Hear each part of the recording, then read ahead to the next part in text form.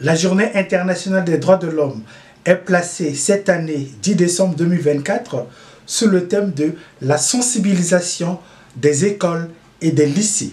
au sujet des progrès accomplis par la lutte des peuples et la communauté internationale pour la conduite de l'humanité, la construction permanente de l'humanité dans un espace d'égalité, de dignité et de justice. La Journée internationale des droits de l'homme est célébrée le 10 décembre de chaque année en mémoire de l'adoption par l'Assemblée générale des Nations unies de la Déclaration universelle des droits de l'homme le 10 décembre 1948. Pour nous les panafricanistes, cette journée est d'autant plus importante puisque nous menons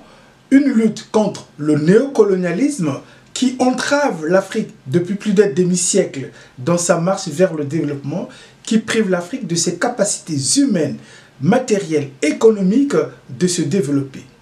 Mais pour nous, panafricanisme, cette année, nous devons ajouter à notre lutte cette tension juridique que nous appelons le risque pénal. Panafricanisme rationnel, ringard, souverainiste, africaniste, tous en dehors de la lutte contre le néocolonialisme que nous menons, pour lesquels nous avons déjà des premiers résultats à travers les pays du Sahel et récemment au Tchad et au Sénégal.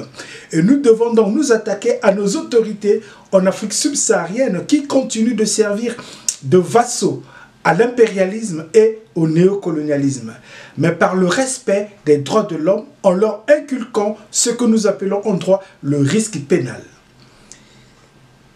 Mettre dans l'esprit des gouvernants en Afrique le risque pénal permet justement de réaffirmer l'autorité de la justice, la nécessité pour la justice de passer afin de garantir l'exécution des programmes de développement sectoriels, des programmes de développement multisectoriels en Afrique pour le développement intégral du continent. Ministère du Commerce, des Mines, de l'Industrie, détourner par exemple contourner le circuit légal du commerce international au bénéfice de ces commissions ou d'un certain nombre de favoritismes encourt justement au risque pénal. Ministre de l'Éducation, détourner l'argent destiné à construire des écoles, à financer des programmes d'instruction de base et aussi de la recherche encourt au risque pénal. Ministère de la Santé, refuser la stratégie nationale de soins pour des populations, d'autant plus que la Constitution oblige à l'État de soigner ces populations, et bien encourt au risque pénal. Changer la Constitution par l'idée d'un refus obstiné au progrès du peuple expose au risque pénal. Et c'est ce risque pénal que nous devons inculquer dans l'esprit des Africains et aussi des gouvernants en Afrique subsaharienne, afin que le combat global que nous menons pour le développement intégral du continent impacte dans les esprits. Exercer des violences sur des femmes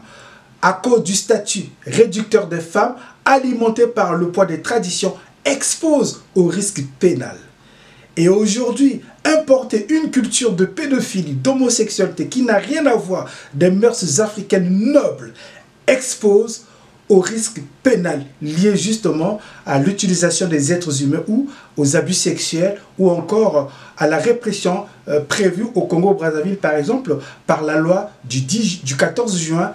2010. Panafricanisme rationnel, ringard, souverainiste, africaniste, la célébration de la Journée internationale des droits de l'homme nous fait monter sur le terrain du risque pénal pour pouvoir renforcer notre lutte pour la libération de nos peuples à travers les vassaux néocolonialistes et impérialistes.